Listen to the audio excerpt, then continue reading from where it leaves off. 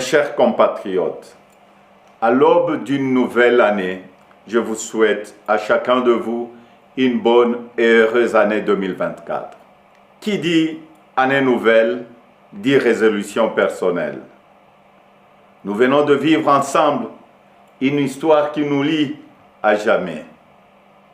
Je vous remercie tous pour la grande confiance que vous m'avez manifestée tout au long de la campagne où nous avons pu nous parler et dresser de plans d'avenir. Je remercie tous mes alliés pour leur soutien. Je vous remercie tous pour le vote massif que vous m'avez accordé.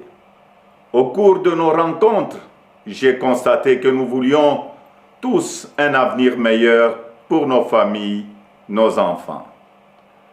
La sécurité pour tous, la santé, les écoles, l'eau, l'électricité, de routes, de ponts, de bacs, de l'emploi, le salaire décent, un logement. Toutes ces choses simples qui devraient faire la dignité de tout Congolais, nous en rêvons. Je n'ai pas oublié les espoirs que vous avez placés en moi. Je n'ai pas oublié non plus vos exigences sur la qualité de celui qui doit gouverner notre pays. Vous me l'avez clairement exprimé. Vous voulez que le pays soit dirigé par des hommes intègres, ayant le sens de la justice et du bien commun. Vous exigez qu'on vous rende compte et qu'on vous associe plus étroitement à la gestion du pays, tant au niveau national, provincial que local. Lors de cette campagne, j'ai pris vis-à-vis de vous un engagement, celui de changer le Congo. Je n'entends pas le trahir.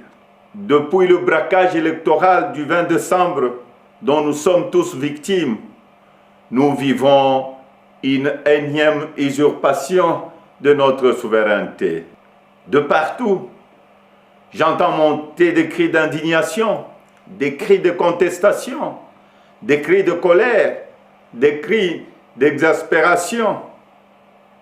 Au mépris de l'expression populaire, un régime ici de la fraude, de la tricherie et du fait accompli veut s'imposer à nous. Il n'en sera jamais question, absolument jamais. À l'aube de cette année nouvelle, au cours de laquelle nous aspirons à la paix, à la sécurité, à la stabilité et au développement, nous savons tous que nous ne pourrons jamais bâtir une nation apaisée et tisser le lien du vivre ensemble sur le mensonge, la fraude et la tricherie. Nous ne pourrons jamais bâtir un pays, un État, une nation sans retrouver notre fierté qui appelle à pouvoir choisir librement nos dirigeants. Le serment de liberté que nous ont légué le Père fondateur repose sur le lien sacré qui doit exister entre le peuple congolais et ses représentants. Tromper notre peuple ne fait qu'aggraver la lancinante crise de légitimité qui perdure dans notre pays et nous fait passer à côté de grands espoirs. Mes chers compatriotes, à vous tous qui avez porté vos suffrages sur moi, à vous tous qui savez qu'ensemble, un nouveau Congo est possible, je vous fais le serment de ne jamais vous abandonner. Nous entrons aujourd'hui dans une autre phase de notre quête pour la liberté. Nous devons ensemble soustraire notre pays demain de la prédation, de la corruption, de la gabegie et de toutes les injustices. C'est pourquoi, avec d'autres compatriotes, avec les forces sociales et politiques et prise de liberté, un sursaut citoyen est nécessaire. Sauver notre démocratie est devenu plus qu'une priorité. C'est un devoir et je ne faillirai pas à mon devoir citoyen. Raison pour laquelle je vous demande de ne pas baisser le bras, de ne pas céder au découragement ou au pessimisme, mais bien au contraire, de reprendre la marche que nous avons engagée ensemble. Parce que rien n'est fini, tout est encore possible. Et ce nouveau Congo, nous y avons droit et nous ne laisserons à personne le droit de briser le rêve que nous avons de le bâtir ensemble.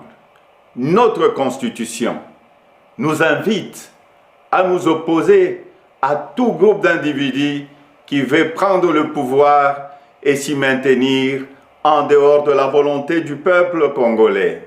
Pour notre dignité et l'avenir de nos enfants, nous sommes tenus de souscrire à tout le moyen qu'elle met à notre disposition pour refuser la fraude et l'installation de la dictature. Peuple congolais, tenons bon, restons mobilisés. Le temps de l'action est venu.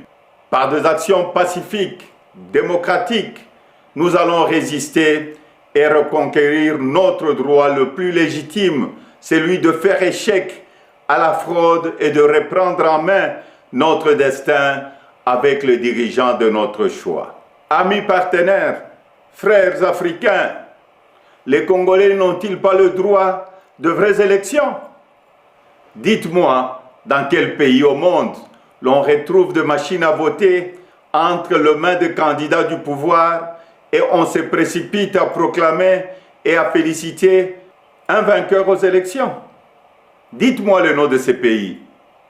Citez-moi un seul pays au monde où l'on décide de prolonger la période des élections de 11 heures à 6 ou 7 jours et on se précipite ensuite à féliciter le vainqueur.